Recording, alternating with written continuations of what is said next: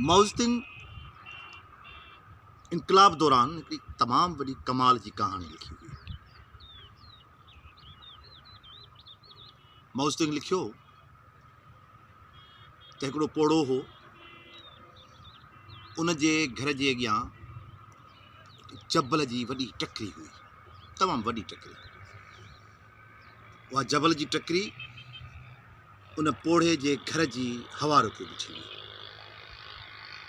उन पोड़े फ़ैसिलो कयो त घर जे अॻियां इन टकरीअ खे मूंखे हटाइणो आहे। लोटो लस्सीअ जो खयईं, कोॾर कुल्हे ते टकरीअ खे हटाइणु शुरू कयो। हिकिड़े ॾींहुं हटाईं, ॿिए ॾींहुं हटाईं, टे ॾींहुं हटाईं। हिकिड़े ॾींहुं तव्हां जहिड़ो को ॾाहो माण्हू आयो, माउज़-सिंह खे लिखियो आहे त उन ॾाहे माण्हू पोड़े खे चयो त पोड़ा दिमाग़ु ख़राबु थियो अथई, मरण जे घड़ीअ में तूं हुन जबल जे टकरीअ खे हटाइण लाइ कोॾर सां खोटी वेठो, छा तूं हुनखे खोटे सघंदे? पोड़े वॾे एतमाद सां जवाबु ॾिनो त हा, मां हिन खे खोटे छॾींदुसि। हा, मां हिन खे पंहिंजे घर खां हटाए छॾींदुसि।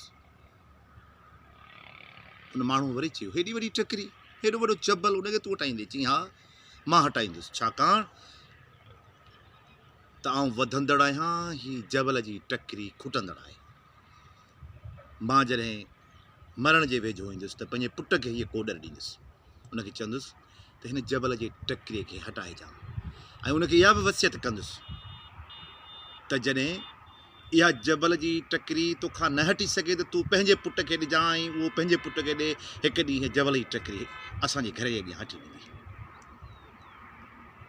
उन वक़्तु भलारो वक़्तु हो, अलाह ताला उन पोड़े ते राज़ी थियो, राति जो फ़रिश्ता आया, जबल जी टकरी उड़ाए हलिया विया। पर हिन वक़्तु भलारो वक़्तु न आहे, के बि फ़रिश्ता न ईंदा जेके असांजे घरनि जे अॻियां, असांजे वतन जे अॻियां, असांजी सिंध जे अॻियां, असांजे अवाम जे अॻियां जेके जबल जा जबर जा टकर आहिनि उनखे हटाइण लाइ के बि फ़रिश्ता न ईंदा। इन जबर जे टकरनि खे हटाइण लाइ तव्हां ई असांखे कमु करणो आहे।